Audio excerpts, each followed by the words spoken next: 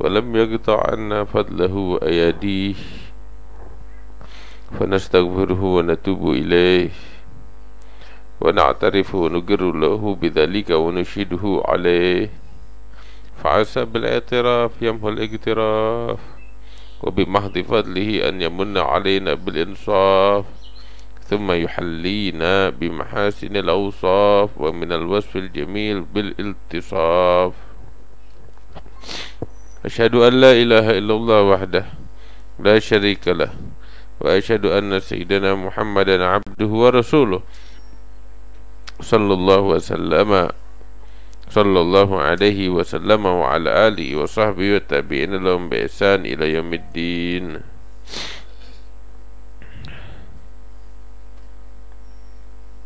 وعلى سائر الأنبياء والمرسلين وعلينا معهم وفيهم برحمتك يا أرحم الراحمين. أما بعد، فقد طلب مني وصية بعض الإخوان الذي له علينا حق وله الصحبة ومودة من أول الزمان، فلم أقدر على مخالفته، وإلا فالذي أراه أن سكوتي أولى من وجوه كثيرة، منها عدم الأهلية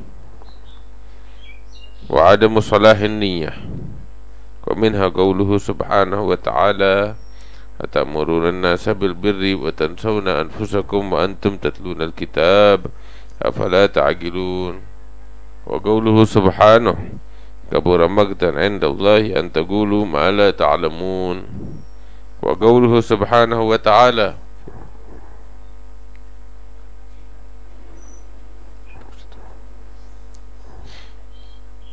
يقولون بألسنتهم ما ليس في قلوبهم، وقوله سبحانه: ألا لعنة الله على الظالمين، وقوله سبحانه: والله يعلم إنهم لكاذبون، وقوله صلى الله عليه وسلم: يؤتى بالعالم يوم القيامة فيلقى في النار فتندلق أقطابه فيدور بها كما يدور الحمار بالرحى.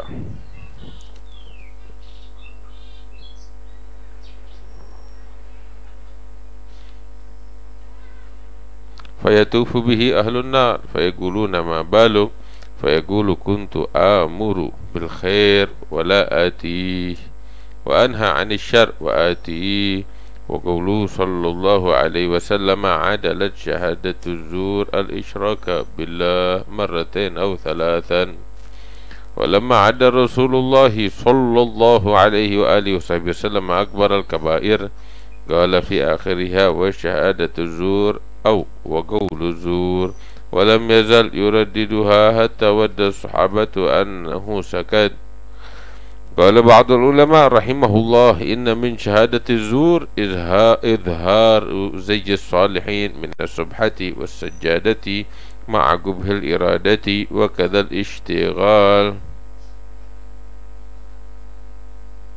وكذا الاشتغال بكتبهم وطرائقهم على إعراض عن طلب حقائقهم، والتشبه بالفقراء مع أفعال الأمراء، وإظهار الخشوع والحضور مع الغفلة الشاملة في البطون والظهور، وكل يعلم ما عنده من هذه الأمور إلا أن يكون من أهل الغرور، والله يعلم خائنة الأعين وما تخفي الصدور، فلا أقل من الاعتراف عند ملابسة الاقتراف، ولا أقل من الإنصاف إذا حرمت الاتصاف بمحاسن الأوصاف، ولا تجمع بين خبيثين، يعني تكون من أصحاب ذنوب وأوزار وتظن بنفسك أنك من أهل الأنوار. اللهم اجعل سريرتنا خيرا من علانيتنا، واجعل علانيتنا صالحة. اللهم مغفرتك أوسع من ذنوبنا، ورحمتك أرجى عندنا من أعمالنا. اللهم إنا نعوذ بك أن نشرك بك شيئا نعلمه ونستغفرك لما لا نعلمه. وإذا لابد من مساعدة هذا الأخ، ومع ما قدمناه من الاعتذار نرجو من مولانا الكريم أن يغمرنا وإياه ومن وقف على هذه الرسالة بفضله العظيم، ويهدينا الصراط المستقيم، وارزقنا كمال المتابعة لنبيه الكريم ويجعلنا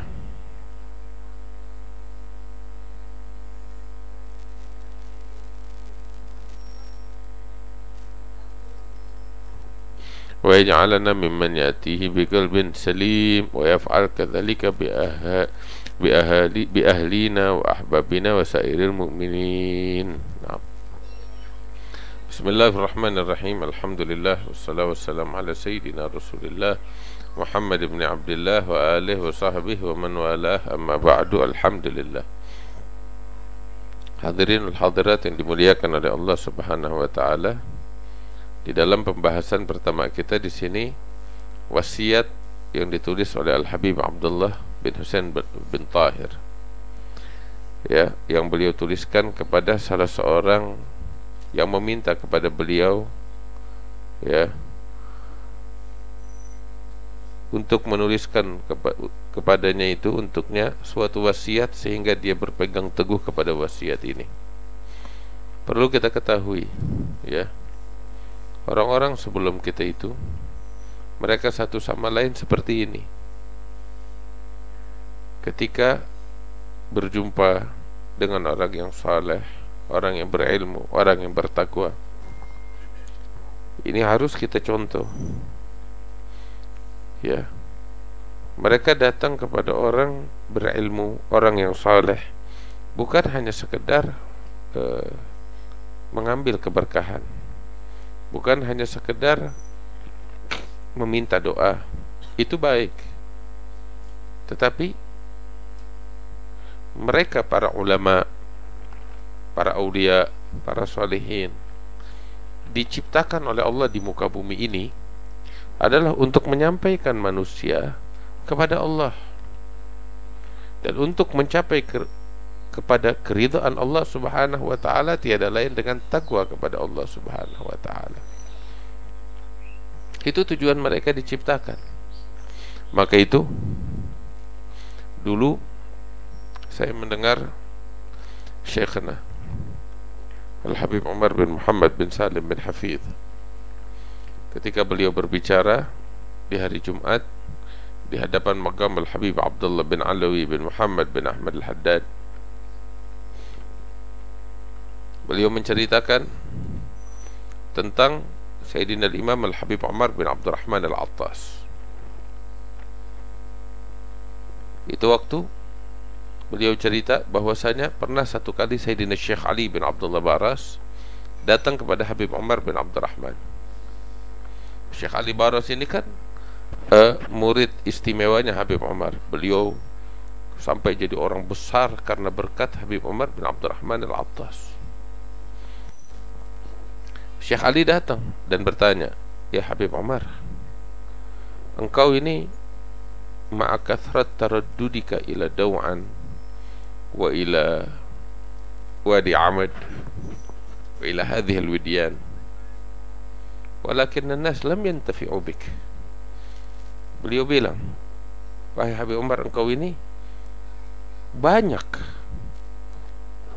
masuk ke lembah-lembah mereka ini, lembah Daw'an, lembah Wadi Amad, ya, dan di lembah itu kan banyak perkampungan-perkampungan, baik itu perkampungan besar atau perkampungan kecil yang dihuni oleh orang-orang masyarakat yang sangat banyak. Habib Umar berdakwah di perkampungan tersebut, di kedua lembah itu, lembah Daw'an, lembah Wadi Amad, ya, puluhan tahun. Ya, sampai itu saking sungguh-sungguhnya Habib Umar bin Abdurrahman Al-Attas berdakwah, gak kenal lelah, gak kenal lelah. Hampir seluruh waktunya beliau habiskan keliling, mengajar, menyampaikan ilmu, berdakwah. Itu sampai dikatakan seumur hidupnya itu Habib Umar gak wajib sholat Jumat. Maksudnya apa? Orang yang sholat Jumat itu, kapan seseorang wajib sholat Jumat? Orang wajib sholat Jumat itu ketika dia bukan musafir, ketika dia ada di kampungnya, ya, dia bukan musafir, maka dia wajib menunaikan sholat Jumat. Tetapi ketika dia dalam keadaan musafir, maka dia gugur kewajiban sholat Jumat. Bukan artinya Habib Umar nggak sholat Jumat, beliau sholat Jumat, tetapi kewajiban itu hampir gugur atau dikatakan gugur terhadap beliau. Kenapa? Karena hampir seumur hidupnya itu selalu dalam keadaan musafir, nggak pernah ada di kotanya. Artinya di kotanya sehari 2 hari, kemudian lanjut lagi melakukan perjalanan lagi, balik lagi ke kampungnya, istirahat beberapa hari, balik keluar lagi berdakwah ke pelosok. Begitu udah sepanjang hidupnya.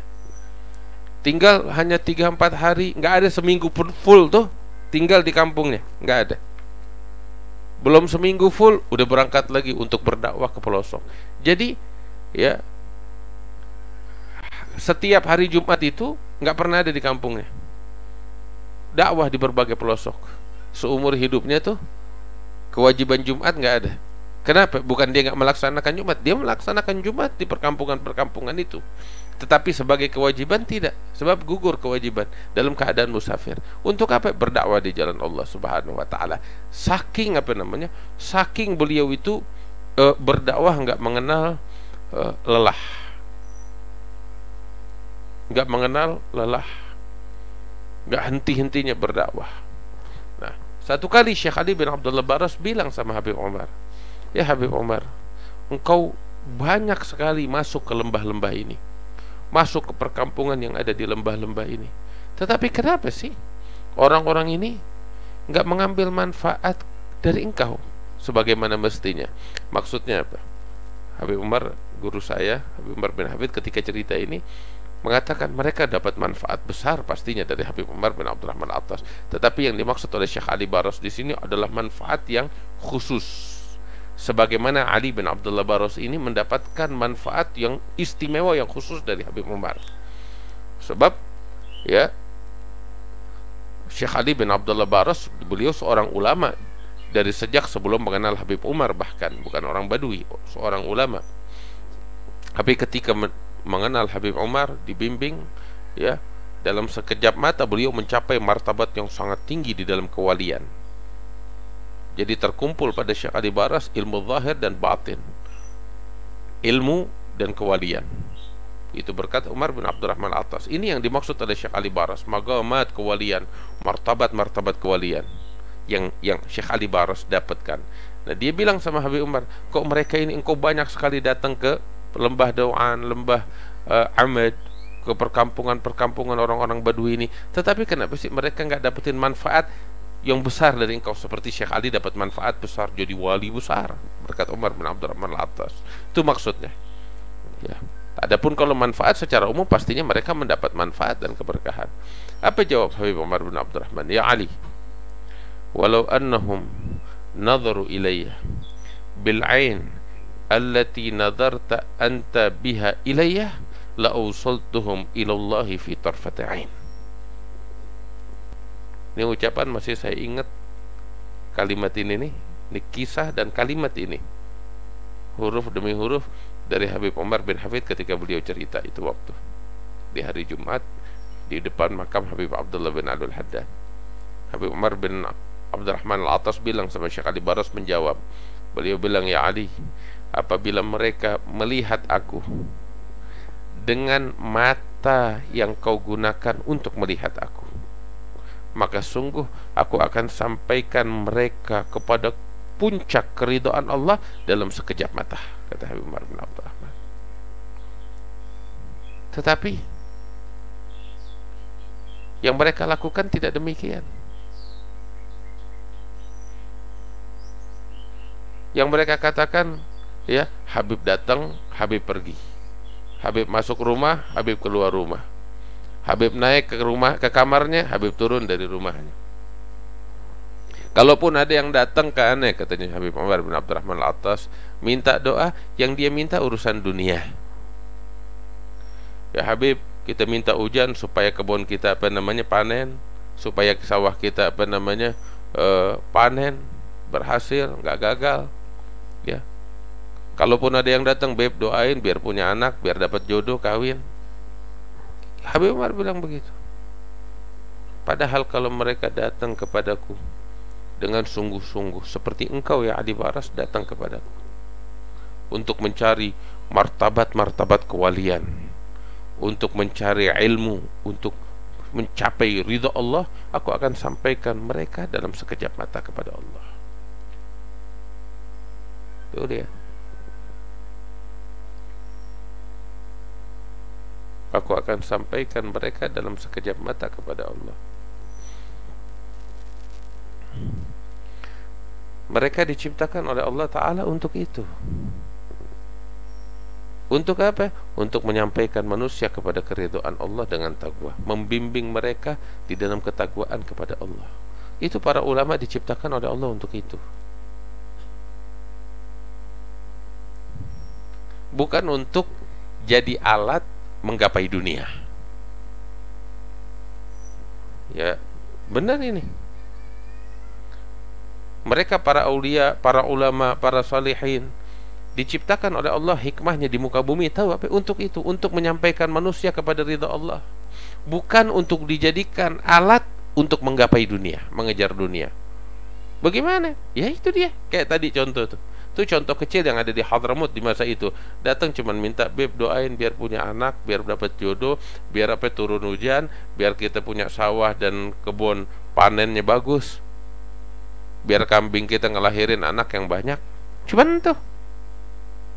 Padahal kalau mereka datang bilang sama Nabi Habib, kita pengen magam, martabat kewalian, kita pengen akhlak, kita pengen takwa, sampaikan kita kepada Allah dengan ini, akan aku sampaikan mereka sekejap mata kepada Allah. Tapi mereka jadikan aku untuk mengejar dunia. Itu di Hadramut ya, di masa itu. Kalau di masa kita sekarang nih, ya, tahu apa? Ulama, aulia, solehin didatengin kalau lagi pemilu. Iya benar. Kalau lagi pemilu, coba lihat habis pemilu hilang, dijual. Ya.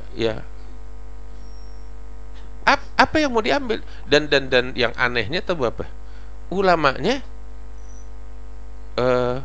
senyum-senyum, cengengesan. Ulamanya cengengesan dengan beginian. Nggak sadar apa kalau mereka itu dititipkan amanat oleh Allah Ta'ala untuk membimbing umat kepada ketakwaan, bukan untuk digunakan untuk mengejar hal yang hina di mata Allah. Gitu. Tapi subhanallah, ulamanya yang geblek. Benar. Orang datang untuk apa namanya? Untuk mengejar dunia, menggunakan dia sebagai alat untuk mengejar dunia. Kan harusnya ulama sadar bahwasanya dunia adalah perkara yang paling hina di mata Allah. Sampai itu dalam satu riwayat disebutkan,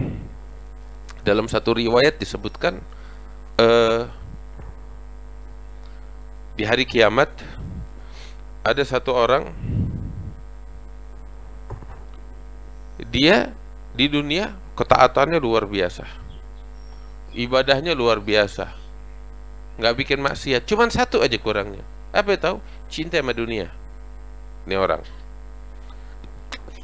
Itu dalam riwayat disebutkan, ya, ketika di padang mahsyar, karena kecintaannya kepada dunia, tahu apa? Hukumannya dari Allah tahu apa? Sama malaikat diangkat di depan seluruh ciptaan Allah di padang mahsyar, dan diserukan, "Wahai manusia sekalian, kalian tahu siapa ini? Orang ini, ya, yu'azzim ma haggarahullah." Dia di hatinya mengagungkan sesuatu yang dihinakan oleh Allah. Nanti bayangin, ini kita di majelis yang hadir 50-60 orang. Kalau ada satu orang diri sini dipermalukan, ini cinta dunia. Malu gak nih orang? Malu. Ya kan? Besok nggak bakal hadir lagi, udah dia ceraiin di majelis, nggak bakal mau ketemu kita lagi, dipermalukan. Ini contoh aja. Bayangin coba padang mahsyar seluruh makhluk Allah dikumpulkan dan dia dihukum seperti ini. Dia cinta kepada dunia, hal yang hina kepada Allah dia agungkan. Itu Nabi bilang dalam riwayat itu, saking malunya dia, nggak tahan dengan rasa malunya itu dagingnya itu lodo dari tubuhnya sampai nggak tersisa kecuali tulang, saking malunya dia di hadapan manusia. Itu hukumannya begitu. Na'udzubillah. Itu kecintaan kepada dunia. Nah bayangin, yang kita heran ya, yang harusnya ulama Allah ciptakan mereka dengan hikmah, dengan tujuan agar mereka menyampaikan umat kepada Allah, membuat umat itu berpaling dari dunia dan sibuk dengan perkara akhirat mereka. Ini enggak digunakan oleh umat sebagai alat untuk mengejar dunia, dan dia si ulama cengengesan. Lihat, la ilaha illallah.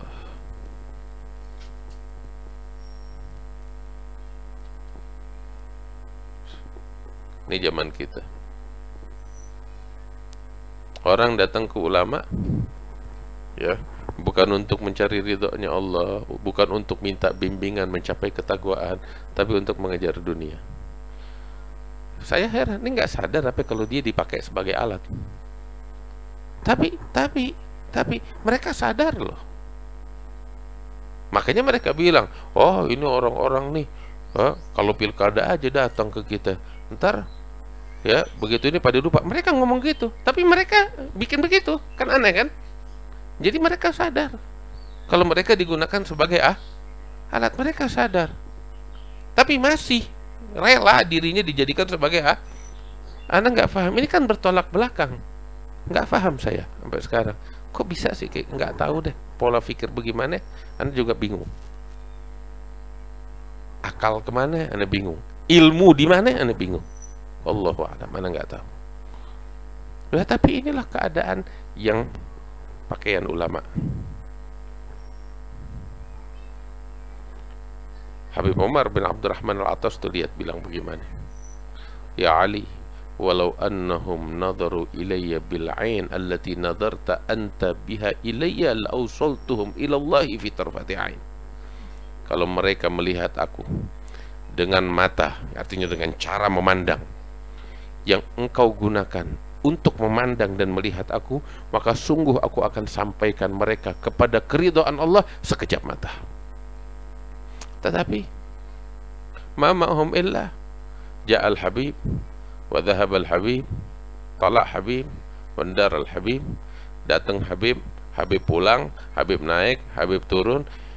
Inja ahad minhum yatlubud du'a, yatlubul ma awil walad, yatlubul ghaith awil walad. Kalau ada yang datang minta doa, yang mereka minta cuma minta jodoh, minta doa dikasih anak, keturunan, minta supaya hujan, panen. Siapa yang minta maratib? Siapa yang minta derajat kewalian? Siapa yang minta ketakwaan? Enggak ada. La ilaha illallah. Sebab mereka nih para aulia, para salihin, diciptakan oleh Allah itu untuk tujuan mencapaikan manusia ke jalan Allah Subhanahu wa taala. Makanya ketika ngelihat sahah di permukaan manusia semacam ini, orang yang pakai pakaian ulama semacam ini, artinya pada ngejar dunia semua. Ulama benerannya, aulia benerannya ngelihat ini bukan lingkungan gue nih, bukan habitat gue. Akhirnya apa namanya, narik diri, menyembunyikan diri. Makanya kalau kita tanya mana ke aulia nggak nampaknya, bukan nggak ada. Lu ada gak? Ente ada gak? Mereka ada. Kalau bukan karena keberadaan mereka nih, langit bumi udah dihancurkan oleh Allah karena kemaksiatan yang kita bikin. Mereka ada. Tetapi kita ada gak? Kita ada atau tidak? Mereka ada. Ya, tetapi ini kita nih bukan habitatnya dia orang. Mereka di habitatnya ada. Nah, kita habitat kita nih sama gak dengan habitatnya dia orang? Ya kalau kita nggak sama, jangan teriak, oh para aulia udah punah habis. Bukan punah, mereka ada. Lu yang nggak ada, lu yang beda, lu bukan jenisnya dia. Mereka ada.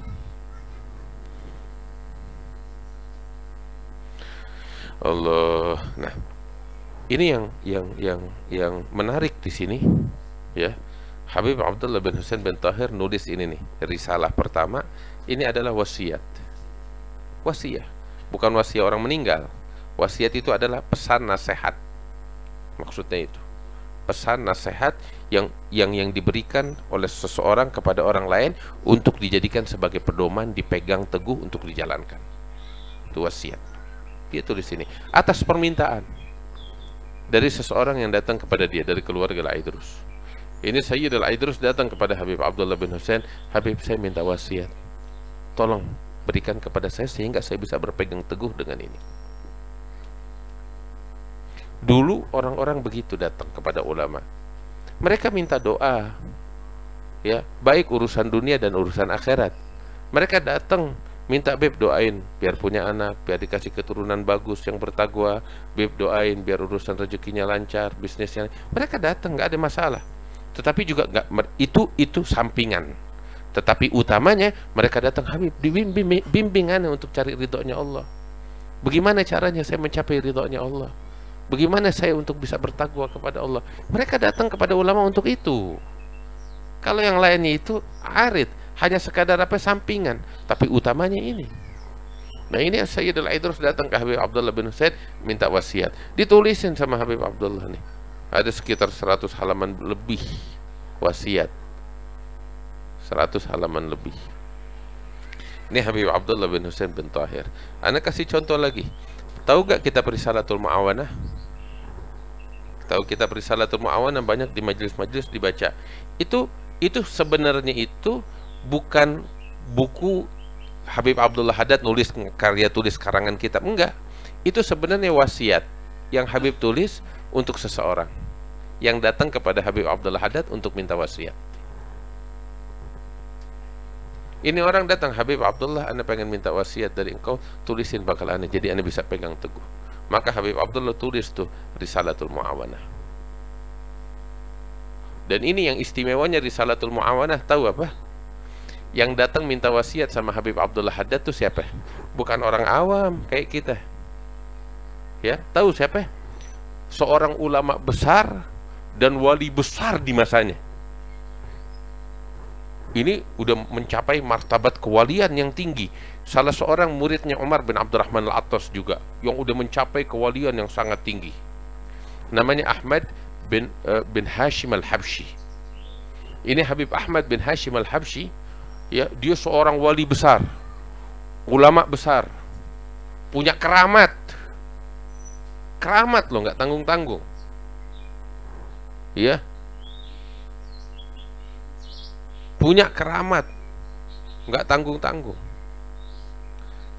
Datang ke Habib Abdullah Haddad. Habib Abdullah Haddad sepantar sama beliau, sama-sama muridnya Umar bin Abdurrahman Al-Attas. Jadi Habib Abdullah Haddad di mata dia bukan sebagai guru, bukan level gurunya dia, tapi satu level, sama-sama berguru kepada generasi sebelumnya, yaitu generasinya Habib Umar bin Abdurrahman Al-Attas. Tapi lihat, walaupun sepantar sebaya, tetap minta wasiat, nasihat, melihat dari saudaranya itu ada suatu kelebihan yang bisa diambil.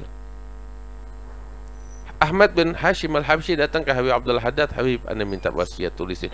Dan dia nih, Ahmad bin Hashim Al-Habsyi, seorang wali besar, ulama besar. Ya, dimakamkan di bawah gubahnya Al-Imam Ahmad Al-Muhajir.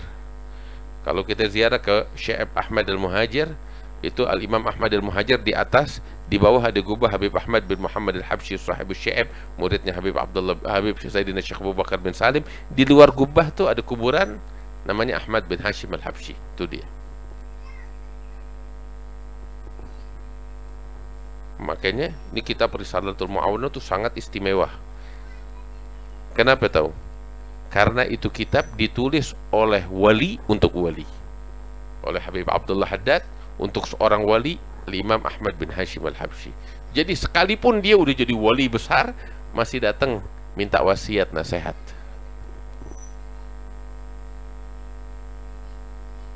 Iya, bukan kayak zaman kita sekarang, baru bisa ceramah dikit udah nganggap yang lain di bawah, nganggap orang lain mending kalau bisa ceramah, baru bisa nulis, wallah mainannya cuma media sosial, mainannya cuma media sosial. seumur hidup nggak pernah ngaji, mulut bau rokok. Iya, terus sudah mulai apa namanya nyalain ulama, nyalain orang-orang yang la ilaha illallah. Ini orang zaman kita. Nah ini contoh Ahmad bin Hashim al-Habsyi udah mencapai martabat tinggi kewalian, masih datang kepada Habib Abdullah Haddad untuk meminta wasiat. Dan Habib Abdullah Haddad menuliskan itu wasiat. Lahirlah kitab yang judulnya Risalatul Mu'awanah. Makanya ketika Al-Habib Abdul Qadir bin Qutban As-Saggaf, ini Abdul Qadir bin Qutban As-Saggaf gurunya Habib Ali Habsyi, sahib Maulid Simtud Durar, datang ke Sewun. Dia tinggal dulunya di Tuban, datang ke Sewun untuk belajar, untuk ziarah. Dia udah tua di akhir umur, ngadap kepada Habib Idrus bin Umar Al-Habsyi. Idrus bin Umar nih gurunya para ulama di Hadramaut, pemimpin para aulia. Habib Abdul Qadir datang ke sana, bilang sama Habib Idrus, ya Habib Idrus, ane pengen belajar, mau baca kitab. Habib Idrus bilang, ente coba ambil kitab Risalatul Mu'awanah, ente baca sama ane kalau emang ente mau ngaji. Subhanallah, Al Habib Abdul Qadir terlintas di benaknya, kok dipilihnya sih kitab kita kan nganggapnya tuh kecil, tipis, Risalatul Mu'awanah, kitab Habib Abdul Haddad nggak ada apa kitab yang gedean dikit gitu. Ada juga di kan Habib Abdul Qadir juga senior, udah tua, ulama besar. Coba dipilihin Ihya lah, Ihya Ulumuddin atau Gutul Gulub atau kitab apa yang betul-betul tinggi.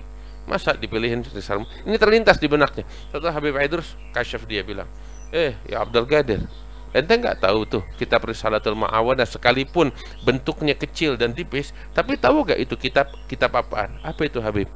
Jangan kau anggap remeh. Itu adalah wasiat seorang wali untuk wali. Wasiatnya Abdullah Haddad untuk Ahmad bin Hashim al-Habsyi. Jadi ini pemain besar ini di dalamnya. Ibaratnya gitu, ini jagoan-jagoan semua. Abdullah Haddad sama Ahmad bin Hashim. Omongannya juga nggak sembarangan. Ya, omongan kelas apa namanya?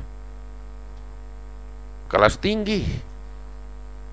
Boleh jadi cuman lembaran, beberapa lembar kecil, tapi di dalamnya itu bagi orang yang paham ini nggak sembarangan. Itu Risalatul Mu'awanah. Demikian juga kitab Adab Sulukul Murid, pernah dengar? Itu juga wasiat yang Habib Abdullah tulis untuk salah seorang dari keluarga Al-Kathiri kalau saya tidak salah. Terus ada lagi kitab Ithafus Sa'il. Itu juga jawaban atas pertanyaan-pertanyaan seorang ulama, dijawab sama Habib Abdullah Haddad. Nah ini yang saya kasih sekilas contoh bahwasanya dulu orang-orang datang kepada para ulama untuk itu, minta wasiat, minta nasihat, dan dituliskan oleh mereka sebagai pedoman. Ini saya bicara begini panjang lebar supaya apa? Supaya kita contoh. Datang kepada ulama, minta nasihat mereka, minta wasiat mereka, dan pegang teguh dengan sebaik-baiknya. Pegang teguh dengan sebaik-baiknya. Habib Ali bin Abdurrahman Al-Habsyi gitu. Habib Ali Kuitang nih, yang begitu hebat, begitu agung, kirim surat kepada gurunya Habib Ahmad bin Hasan Al-Attas, mau dakwah, minta izin dan minta nasihat dan wasiat. Habib Ahmad bin Hasan dari Hadramaut jawab suratnya, dikasih nasihat, dikasih doa, ya, wasiat, doa, dan apa, ijazah, ya. Itu sama Habib Ali Kuitang dibaca, dipegang teguh, dijalanin tuh wasiat, itu nasihat, itu bimbingan dijalanin sama Habib Ali Kuitang. Sampai tahu apa? Itu surat tuh sama Habib Ali nggak ditaruh di lemari, dilipat, ditaruh di dalam imamahnya. Ini pegangan aneh. Ketika Anda berdakwah, ijazah, bimbingan, nasihat dari guru aneh Ahmad bin Hasan Al-Attas ditaruh di dalam imamahnya. Sedikit wasiat, sedikit nasihat cukup bakal dia. Allah. Itu yang harus kita lakukan. Nanti dengar omongan gini dari orang lain. Ini yang harus kita lakukan ketika kita di hadapan para ulama.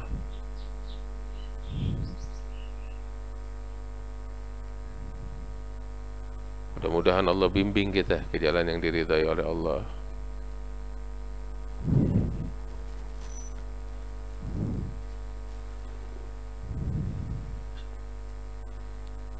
Mereka begitu dulu, datang minta wasiat, minta nasihat. Bahkan nggak harus dekat, kadang jauh mereka tulis surat. Kayak tadi ane cerita Habib Ali Kuitang, tulis surat dan dijawab. Itu ada namanya mukatabat. Mukatabat itu surat menyurat. Surat menyuratnya para ulama dulu tuh dikumpulkan. Sebab tahu isinya apa? Isinya semuanya ilmu. Ada namanya mukatabat Imam Al-Haddad. Surat menyuratnya Habib Abdullah Haddad. Tahu apa? Itu dibukukan 2 jilid kayak begini. Itu ulama dari India nulis surat ke Habib Abdullah Haddad minta bimbingan. Ditulisin nasihat wasiat oleh Habib Abdullah Haddad.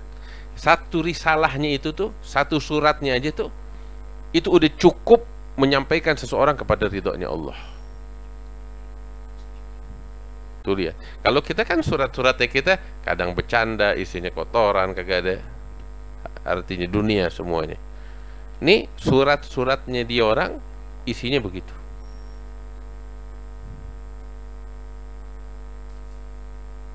Al-Habib Alawi bin Abdullah bin Syihab. Abdullah Alawi bin Abdullah bin Idrus bin Syihab. Ini Habib Alawi bin Syihabuddin, ulama besar di Hadramaut di Tarim. Itu ya, beliau itu dari kecil, bahkan dari lahir nggak pernah ketemu sama abahnya. Nggak pernah ketemu sama abahnya. Sebab abahnya itu musafir. Banyak apa namanya? Banyak safar. Dari sejak muda keluar ke berbagai penjuru. Terus menetap di Palembang. Kalau nanti pergi ke Palembang tuh ada Habib Abdullah bin Idrus bin Syihab, Sahibul Magam di Palembang. Itu dia abahnya Habib Alawi. Ya. Dia sekali masuk ke Tarim setelah lama safar. Begitu sampai di Tarim, dia ingin menikah. Akhirnya setelah panjang lebar dia menikah dengan seorang wanita dari keluarga Balfagi. Lahirlah ya anaknya yang bernama Alawi bin Abdullah bin Syihab itu. Tapi sebelum lahir, sang abah nih Abdullah bin Idrus sudah keluar dari Tarim untuk dakwah lagi, balik lagi ke Palembang. Sejak saat itu nggak pernah balik lagi ke Tarim sampai wafat. Jadi Habib Alawi ini nggak pernah ketemu sama abahnya. Ya, udah. Tetapi tahu apa?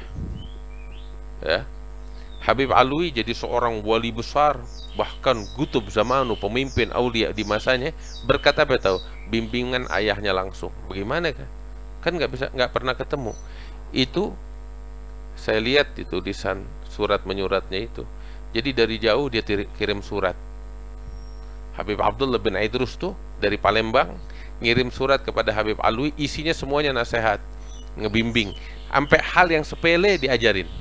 Dalam suratnya itu, engkau pergi kepada si fulan belajar sama fulan, pergi kepada fulan belajar ilmu fikih, pergi kepada fulan belajar ilmu nahwu, belajar sama ini, sama Abdurrahman bin Muhammad al-Masyhur.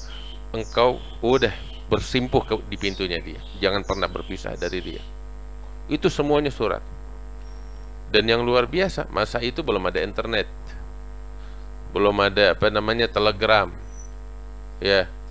Masa itu ya masih manual, nulis di kertas, tintanya juga masih tinta celup, ya. Dikirimnya dibawa sama orang ke sono. Ente bayangin, ya, itu dari Palembang ke Hadramaut. Kan masa susah, nggak kayak sekarang. Dari Palembang ke Hadramaut. Itu surat dikirim manual kayak begitu. Tapi ketika ente lihat, kita lihat tuh surat-suratnya Habib Abdullah bin Idrus yang isinya semuanya bimbingan, wasiat, nasihat bakal Habib Alawi. Itu kalau ente lihat tanggalnya, lengkap sama tanggalnya. Ente perhatiin, ente dapetin hampir antara 2 minggu sampai sebulan sekali. Itu ada surat yang datang dari Palembang ke Hadramaut untuk Habib Alawi, dan sebaliknya dari Habib Alawi bakal abahnya. Hampir antara 2 minggu, paling lama 1 bulan, itu jeda waktunya. surat terus menerus nggak berhenti. Bayangin coba, hampir 2 minggu sampai sebulan sekali itu nggak berhenti surat. Isinya apa? Wasiat, bimbingan, nasihat, sampai jadi orang besar. Masa itu nggak ada internet, masa itu kagak ada kantor pos kayak kita. Tapi itu lihat luar biasanya begitu.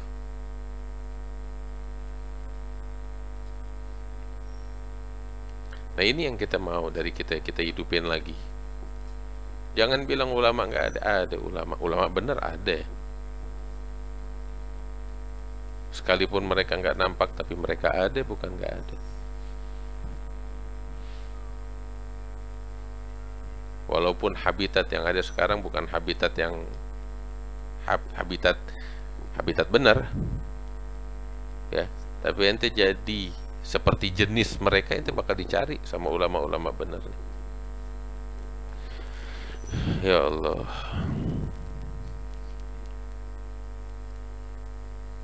Nah, ini yang harus kita lakukan. Datang minta nasihat, minta ijazah. Dulu Al-Jad Al-Habib Salim bin Ahmad bin Jindan juga begitu, nulis surat ke berbagai penjuru sampai ke Maroko. Bayangin, dari Nusantara ujung dunia ke ujung dunia. Untuk apa? Minta ijazah, minta nasihat, minta bimbingan. Zaman itu guru-gurunya Habib Salim Jindan di berbagai penjuru dunia ada. Lewat mana? Yang bisa dia sampar, yang kagak bisa dia kirim surat.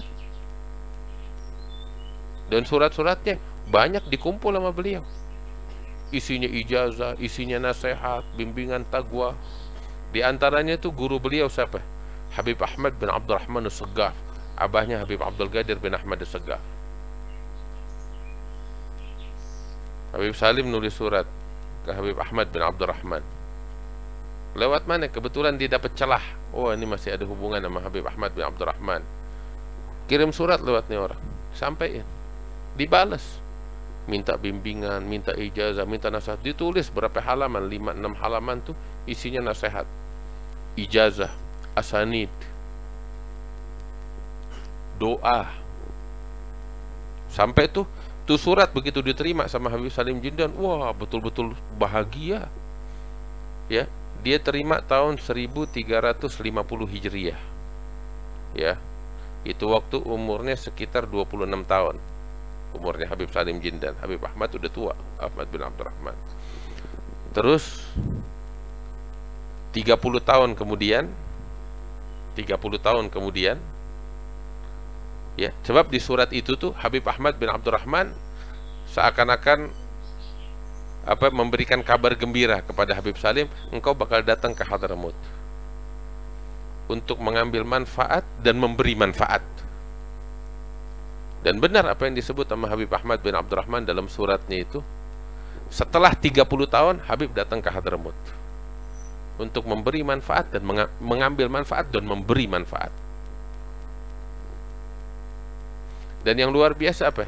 Itu setelah 30 tahun tuh surat masih ada, dibawa sama Habib Salim Jindan ke Hadramut untuk ditunjukkan kepada sahabatnya Habib Abdul Qadir bin Ahmad As-Saggaf. Ini surat apa ente? Tuh. Intinya apa yang saya ingin? Ini semuanya contoh. Dulu orang-orang tuh datang minta wasiat, minta nasihat.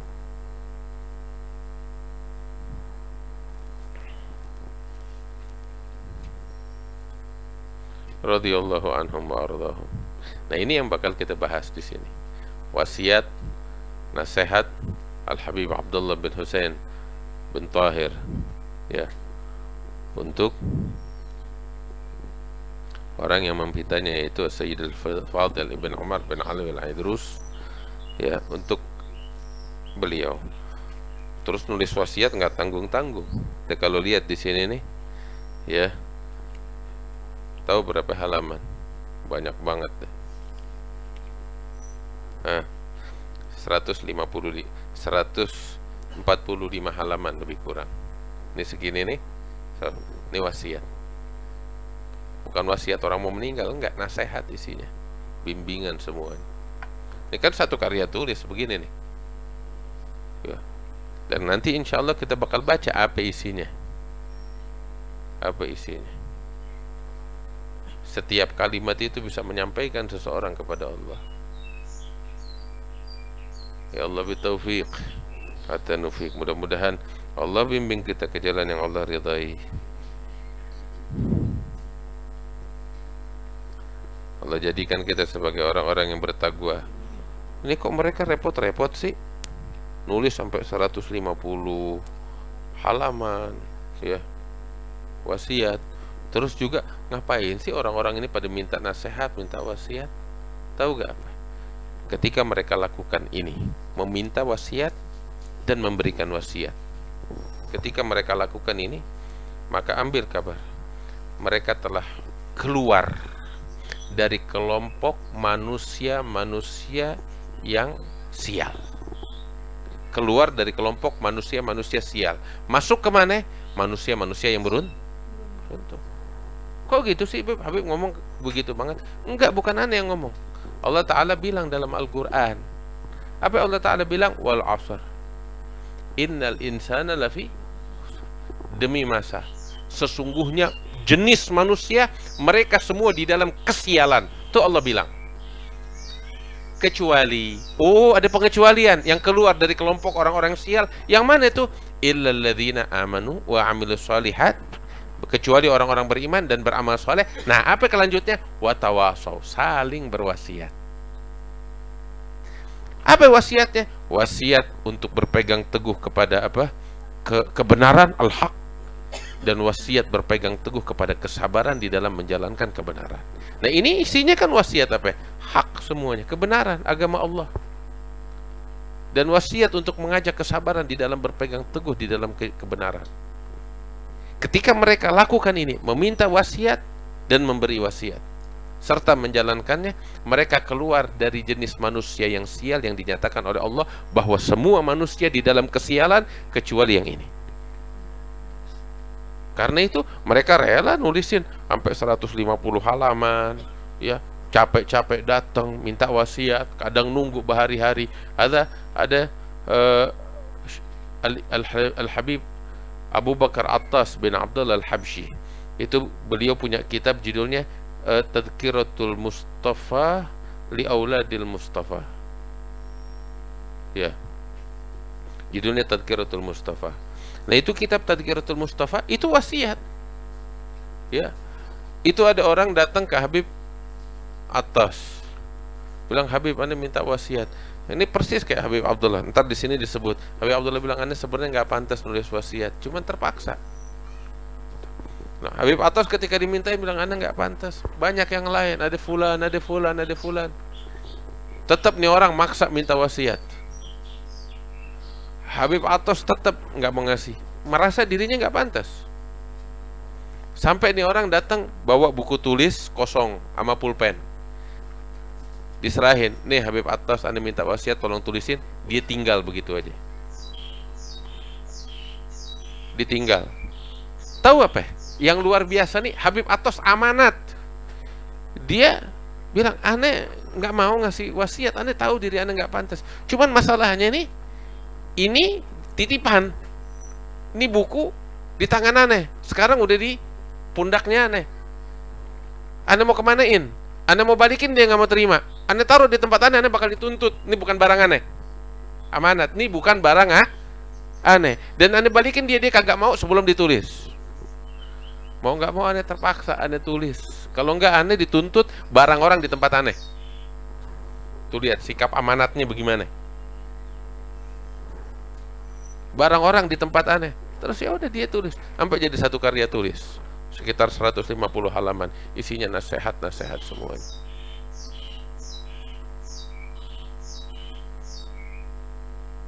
Ini orang nih kan nunggu lama tuh, ya, sampai tuh buku Habib Attas pindah ke Mekah, ya. Ini buku dibawa, kenapa? Kalau dia biarin di rumahnya hilang, gue bakal dituntut sama Allah, barang orang gue hilangin. Sampai dibawa ke Mekah, mau bagaimana dia pusing. Dia tulis ini omongan nih di dalam karya tulisnya itu, dalam wasiatnya. Aneh bingung, aneh bawa deh, nambahin apa namanya timbangan pesawat ibaratnya gitu. Aneh bawa, Mau kemana? Ya udah, terpaksa ane tulis supaya apa namanya, ane terlepas dari pikulan amanat. Ane tulis, ane kasih dia, ini wasiat yang ente minta.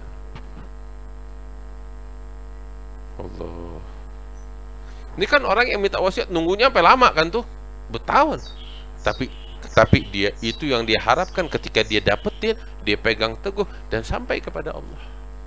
Sampai kepada ridhonya Allah. Dijalani dengan sebaik-baiknya. Berat, capek. Tetapi mereka tahu ketika mereka lakukan ini, mereka keluar dari kelompok manusia-manusia yang Allah nyatakan sebagai orang-orang sial di dalam kesialan. Dengan apa? Dengan saling memberikan wasiat. Artinya mereka dengan ini masuk dalam kelompok orang-orang yang selamat, orang-orang yang bahagia di dunia dan di akhirat. Mudah-mudahan kita dapat kebahagiaan dunia dan akhirat ya rabbal alamin. Nah, insyaallah nanti kita bakal baca nih panjang lebar. Tetapi Sabtu besok kelihatannya kita libur ya, karena pas hari Jumat kita lebaran, hari Sabtu kita hari tasyrik, pada sibuk sama motong sembelih. Dan juga Nabi bilang ayyamu aklin wa syurbin wa dzikrillah. Hari tasyrik ini, hari lebaran, hari tasyrik itu hari makan, minum dan zikir kata Nabi. Jadi ya, kita jadikan hari makan, minum dan zikir. Adapun majelis Sabtu berikutnya insyaallah, majelis ilmu Sabtu berikutnya. Ya. Nah, terus juga Anda pengen ingetin satu hal. Apa itu? Kadang orang nih ngajinya dari internet sih, makanya kebelinger. Apa ngajinya? Hari Jumat kita sembahyang Idul Adha, ya, sembahyang Id, udah sholat Jumat udah nggak usah, udah cukup. Kan ada yang begitu, dia buka dia tuh omongan dari internet, benar ada aja dapat, udah nggak perlu sholat, lo ngajinya dari internet. Kan ada hadisnya dari Nabi Muhammad. Lo tahu gak hadisnya apa? Tuh hadisnya tuh disebut sama Nabi Shallallahu Alaihi Wasallam. Ada kalau dalam ilmu hadis ada namanya al-musalsal biyaumil Aid, hadis musalsal dengan hari Aid. Itu kita meriwayatkan dari guru-guru kita. Mereka menyampaikan ini hadis fi yaumil Aid. Gurunya mendengar ini hadis di hari raya, dan terus sampai kepada Abdullah bin Abbas, sampai kepada Nabi Muhammad sallallahu alaihi wasallam. Saya mendapatkan ini hadis dari guru-guru saya, di antaranya akhina Syekh Yasir Asy-Syuhairi, ya, terus juga ijazatan an Sayyidil Walid an walidihi al-Allamah Al-Habib Salim bin Jendan, terus juga dari akhina ad-Da'ilullah al-Allamah Al-Habib Salim bin Abdul Qadir bin Muhammad bin Ahmad Al-Haddad. Ini hadis juga saya dengar dari beliau, dari gurunya Sayyid Muhammad bin Ali Al-Maliki, dari gurunya dan ayahnya Sayyid Alawi bin Abbas Al-Maliki, dan dari Jad Al-Habib Salim bin Jendan, nyambung kepada Nabi. Ya, Nabi bilang di dalam hadisnya itu, ayuhan nas qad asabtum khair. Kalian ini dengan kedatangan kalian di hari raya telah mendapatkan kebaikan. Ya, barang siapa di antara kalian, kata Nabi, yang ingin pulang, silahkan dia pulang. Wa man yurid an yugima indana falyugim. Yang barang siapa yang masih pengen di sini, ya, hendaknya dia di sini juga nggak apa-apa. Itu Nabi bilang di hari Jumat kepada para sahabat-sahabatnya. Kok begitu? Biar ente tahu.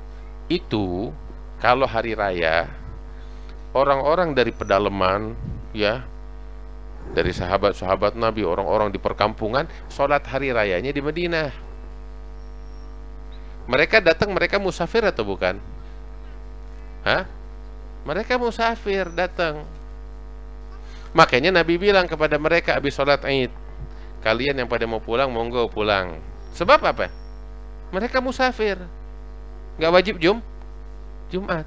Tapi yang masih mau nunggu di sini sampai waktunya Jumat, dengerin khutbah Jumat, ya silahkan, nggak ada masalah. Artinya apa? Nabi ninggalin Jumat nggak? Kagak. Nabi sama sahabat-sahabatnya di Madinah bikin sholat Jumat. Orang-orang yang pada datang dari jauh, Nabi bilang yang mau pulang pulang. Kenapa? Karena mereka musafir. Tapi orang Madinah asli, Nabi bikin sholat Jumat. Nabi sholat Jumat sama para sahabatnya. Adapun orang-orang yang musafir nggak wajib Jumat.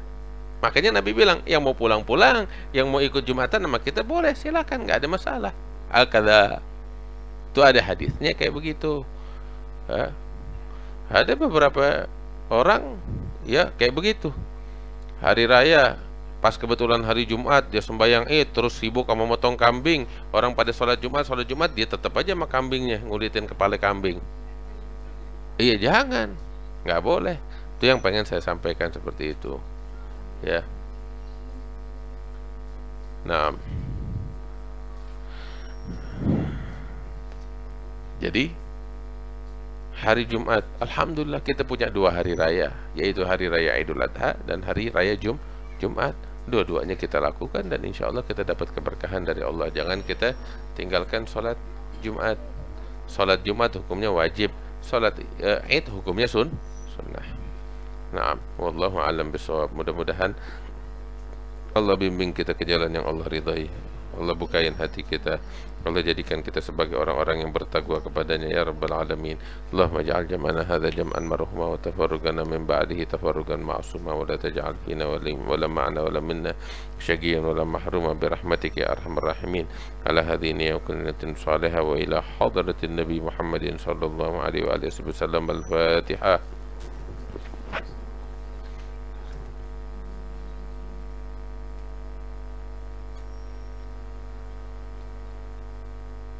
ربنا تقبل منا انك انت السميع العليم وتب علينا انك انت التواب الرحيم يا ارحم الراحمين.